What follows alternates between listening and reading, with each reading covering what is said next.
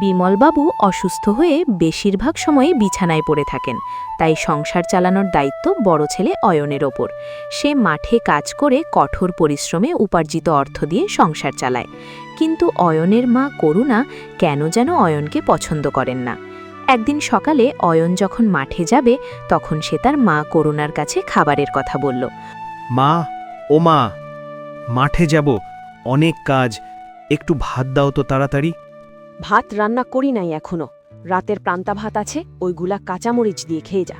মা, অনেক খিদে পেয়েছে, একটু গরম ভাত কি রান্না করে দেওয়া যায় না? তোকে বললাম না হবে না, নীল আসার সময় হবে, তখন রান্না করব। এখন যা আছে তা খেয়ে কাজে যা। অয়ন সেই ভোর থেকে কাজ করছে, এখন আবার মাঠে যাবে। ওকে একটু রান্না করে দাও করুণা। তোমার কথা বন্ধ রাখো তো, ঘরে যা আছে তাই দিচ্ছি, এত দরদ দেখানোর দরকার নেই। ঠিক আছে মা, পান্তা ভাতই তাই দাও। অয়ন রাতের ঠান্ডা পান্তা ভাত খেয়েই মাঠে কাজে চলে গেল। ওগো, শুনছ? অয়নও তো আমাদেরই ছেলে, ওর সাথে এমন করো কেন? ছেলেটা খুব পরিশ্রম করছে আমাদের জন্য, শরীরটা তো ভেঙে যাচ্ছে ওর। নীল পড়াশোনা করছে, ওর ভবিষ্যতের জন্য চিন্তা করো। অয়ন তো মাঠেই কাজ করবে, ওর আবার শরীর কিসের? দুজনেই তো আমাদের সন্তান, একটু তো পার্থক্য কমানো উচিত। এত বকবক করো না তো, ভালো লাগে না।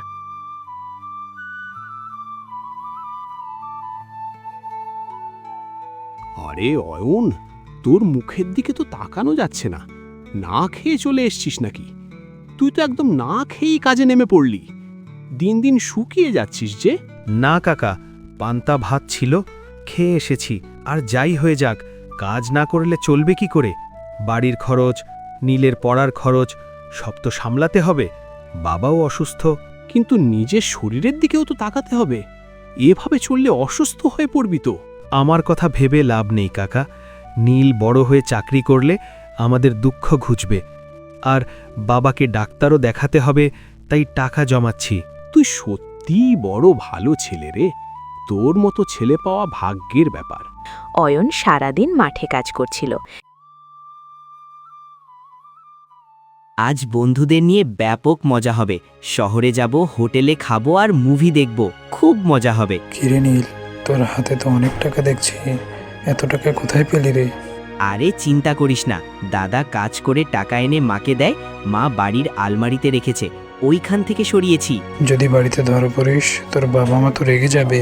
আরে না, সব দোষ অয়ন দাদার ঘাড়ে চাপিয়ে দেব, ও তো হাবাগোবা, কিছু বলতেই পারবে না। এদিকে অয়নের ছোট ভাই নীল ওই দিন শহর থেকে ফিরতে দেরি করেছিল। দেখতে দেখতে সন্ধ্যা হয়ে আসছিল এবং অয়ন খুব চিন্তা করছিল। নীল কেন এত দেরি করছে ফিরতে? রাত তো অনেক হলো, কোনো বিপদ হলো না তো? চুপ কর, নীল তো তোর মতো টোটো করে ঘুরে বেড়ায় না, ও শহরের বড় কলেজে পড়ে। নীল হয়তো বন্ধুদের সাথে পড়াশোনা করছে। আমি জানি মা, ও আমাদের বংশের মুখ উজ্জ্বল করবে, কিন্তু এত রাত হয়ে গেল। তুই সারা জীবন খেটে মরলেও ওর মতো হতে পারবি না, ও অনেক উঁচুতে উঠবে।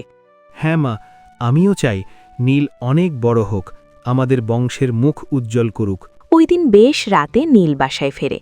কিরে, এত রাত হলো যে? নীল যখন উত্তর দিতে যাবে, ঠিক তখনই করুণা বলে ওঠে। অয়ন, বেশি কথা বলিস তুই, চুপ থাক, আমি জানিও কোনো খারাপ কাজ করবে না। পরের দিন বিমলবাবু ঘুমাচ্ছেন আর করুণা বাহিরে গিয়েছেন, আর আলমারিটা খোলা আছে। এই সুযোগে নীল আবার টাকা চুরি করার মতলব কাড়ে। উফ, আলমারিতে তো খোলাই আছে, মা বোধহয় তাড়াহুড়ো করে তালা লাগাতে ভুলে গেছে। বাহ, এই তো টাকার বান্ডিল পেয়েছি, কিন্তু যদি ধরা পড়ে যাই? না না, সব দোষ অয়ন দাদার উপর চাপিয়ে দেব। সবাই তো জানে ও একটু বোকা টাইপের, ওর কথা কেউ বিশ্বাস করবে না। তারপর টাকা নিয়ে শহরে চলে যায়। এর কিছুক্ষণ পর সন্ধ্যার সময় বিমলবাবু ঘুম থেকে উঠে আলমারি খোলা দেখে চিৎকার করে ওঠেন। করুণা, করুণা, এদিকে এসো জলদি, সব শেষ, আমার জমানো টাকাগুলো আলমারিতে নেই। বিমলবাবুর চিৎকার শুনে করুণা আর অয়ন ঘরের ভেতর ছুটে আসে। এ কি বলছো তুমি? আমি তো তালা দিয়েছিলাম ঠিকমতো। এখন আমার অপারেশনের খরচ কোথা থেকে আসবে? আমি তো শেষ হয়ে গেলাম। এই বাড়িতে বাইরের কেউ তো আসেনি, নিশ্চয়ই ঘরের কেউ এই কাজ করেছে। অয়ন, সত্যি করে বল, তুই টাকাগুলো নিয়েছিস তাই না? মা, বিশ্বাস করো, আমি আলমারির ধারে কাছেও যাইনি। আমি তো সারাটা দিন মাঠেই ছিলাম। মিথ্যে বলিস না, তুই ছাড়া আর কে এই কাজ করবে? নীলের মতো ভালো ছেলে তো এসব করতে পারে না, তুই চোর। মা, আমিও তো তোমারই সন্তান। আমি কি করে চুরি করতে পারি? আর আমিই তো কাজ করে টাকা জমিয়েছি।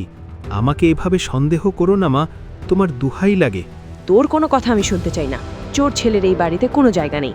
এই বাড়ি থেকে এক্ষুনি বেরিয়ে যা। মা, দয়া করে আমাকে বিশ্বাস করো। রাতের বেলা আমি কোথায় যাব? যেখানে খুশি যা। তোর মতো চোরের মুখ আর আমি দেখতে চাই না। যা এখান থেকে। ঠিক আছে মা, আমি যাচ্ছি, কিন্তু একদিন তুমি নিশ্চয়ই সত্যিটা জানতে পারবে।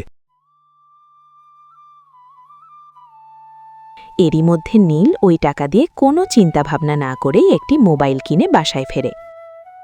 নীলের হাতে দামি মোবাইল দেখে নীল, এই এদিকে আয়। তোর হাতে ওটা কি? বাবা, এটা এটা একটা নতুন মোবাইল। এত টাকা কোথায় পেলি তুই? সত্যি করে বল, নয়তো আজ তোর খবর আছে। আমার বন্ধু জসিমের টাকা দিয়ে কিনেছি। ঠিক ওই সময় নীলের বন্ধু জসিম ওই দিক দিয়ে যাচ্ছিল। জসিমকে দেখে বিমলবাবু বলল, কিরে জসিম, নীলকে কি তুই মোবাইল কেনার জন্য টাকা দিয়েছিস? না তো কাকা, আমি তো নীলকে কোনো টাকা দেই নাই। এই কথা শুনে বিমলবাবু অনেক রেগে যান আর নীলকে বলেন, নীল, আবার মিথ্যে কথা। সত্যি করে বল, নয়তো আজ তোর খবর আছে। বাবা, অয়ন দাদার জমানো সেই টাকাগুলো দিয়ে কিনেছি। আমিই সব নিয়েছিলাম। তুই এত বড় বেঈমান! তোর জন্য আজ নির্দোষায়ন বাড়ি ছাড়া। নীল, তোকে আমি এত ভালোবাসতাম, তুই এ কি করলি? আমি নিজের বড় ছেলেকে চোর ভাবলাম তোর কারণে। মা, আমি তো শুধু একটু মজা করছিলাম। ভাবিনি অয়ন দাদাকে তুমি তাড়িয়ে দেবে।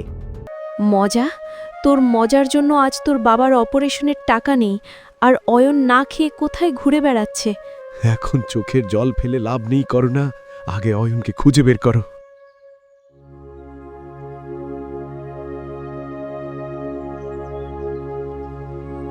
অয়ন, অয়ন কোথায় তুই? ফিরে আয় বাবা। অয়ন।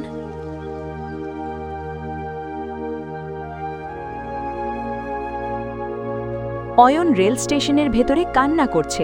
এই অবস্থায় খুঁজে পাওয়া যায়। এই তো, অয়ন স্টেশনে এক কোণায় বসে কাঁদছে। অয়ন, আমাকে ক্ষমা কর বাবা, আমি নিজের ভুল বুঝতে পেরেছি। মা, তুমি কেন কাঁদছ?